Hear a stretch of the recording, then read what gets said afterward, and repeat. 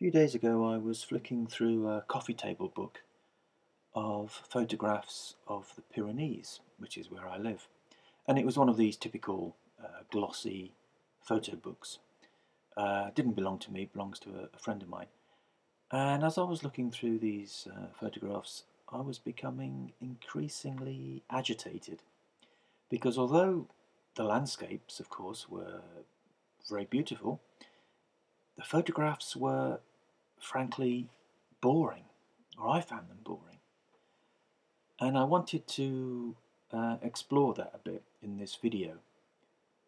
What it is that makes a boring photograph. Because it hasn't really got to do with the subject matter. You can have a spectacular subject matter and a really boring photograph. In fact, there's almost an inverse law applies here, that if you're in a landscape, beautiful landscape, and you're really enjoying yourself, the more you're enjoying yourself, the more beautiful the landscape, the less interesting the photograph will be, if you're not very careful. Before we go any further, I should stress I'm talking about landscapes in this video. I'll also be mentioning cityscapes because that's an entirely different situation. But for the most part, I'm talking landscape work. And as regards these, I think it's that dead hand of the cyan blue, isn't it, that just overpowers you and makes me want to gnaw my knuckles off. There's blue and there's blue. Apparently, I heard the other day that blue is the world's favourite colour. I don't know how they measure these things, but apparently blue is the world's most favourite colour. And that's understandable. But in a photograph, it can be the kiss of death. It acts as a kind of formaldehyde that pickles the image and makes it a corpse. There's a particular shade of blue that we've seen here, which is a kind of oversaturated, flat cerulean blue or cyan blue, the type of blue that you find in your desktop printer. And to be fair, I don't know how much is this down to the photographer, or maybe it's just bad printing. But these photographs, I don't want to attack the photographer directly, but it's these types of images that I have a problem with. In this day and age of social media, some people call it trolling, some people call it hating. But you know what, I've got a more old-fashioned word, and it's called criticism, and it's vitally important. In order to know what you want, you need to know what you don't want. In order to appreciate what is good, you need to recognize what is bad. Good and bad do exist, and some opinions are worth more than others.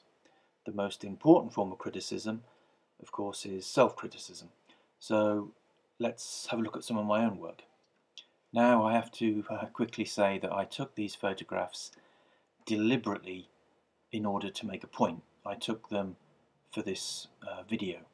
Normally, I promise you, hopefully I wouldn't take images quite this boring. And it is a really boring image. But of course, as I said before, the landscape itself is absolutely not boring. This is where I take my dog for a walk almost every morning. And that little mountain there is called the Calames. And when you're there, it's wonderful. But how far does a photograph replicate your experience? The experience of standing in that field, walking my dog and looking at the Calames is wonderful. I never tire of it. But taking a photograph of the same scene reduces everything to a banality. We are now standing literally in front of my house. This is the view I get when I open my front door and look out onto my little terrace there. And I never tire of it. I've been here for 15 years, and that view always changes.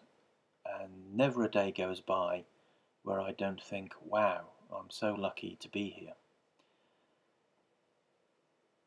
But how far does the photograph give you a sense of that?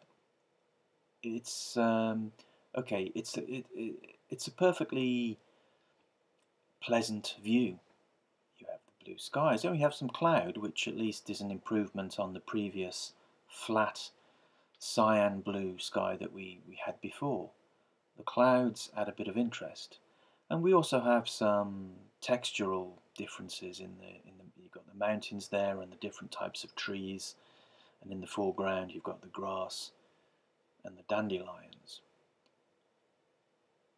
But somehow the photograph has reduced it to a mundane image. And why is that? You might think I'm being a little harsh here. This is a perfectly fine snapshot, but I'm not interested in snapshots. Many people are, of course.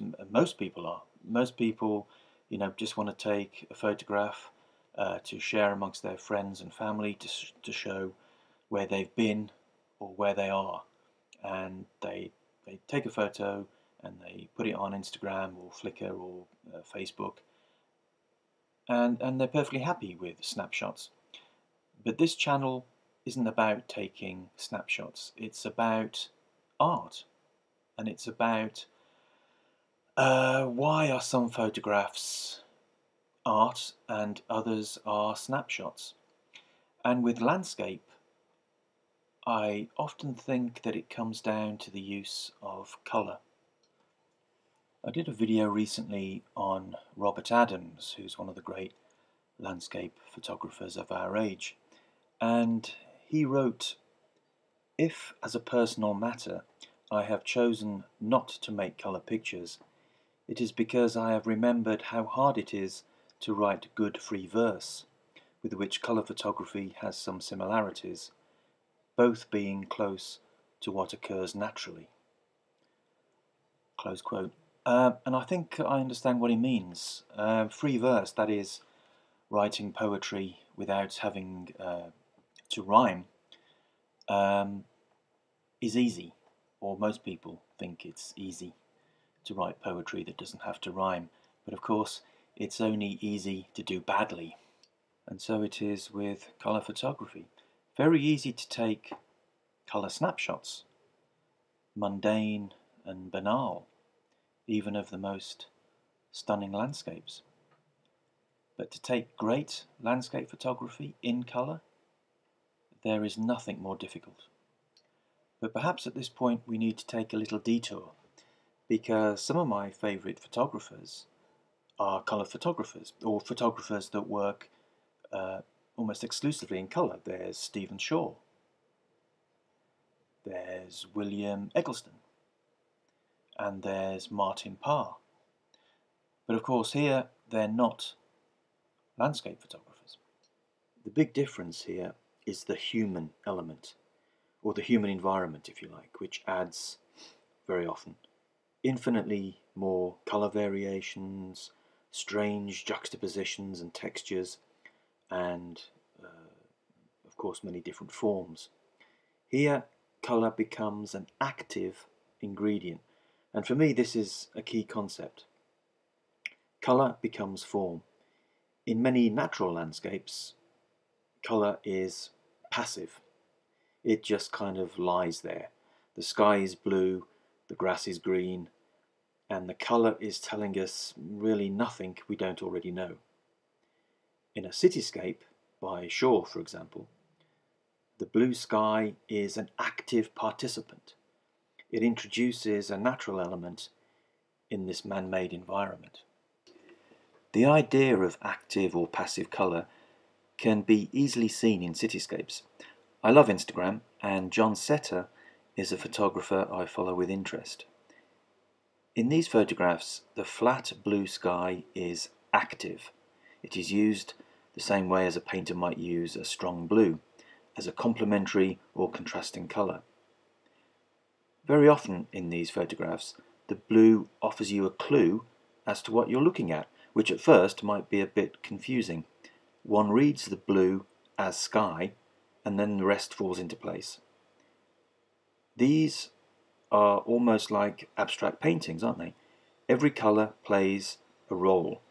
The balance between form and ground, scale and contrast.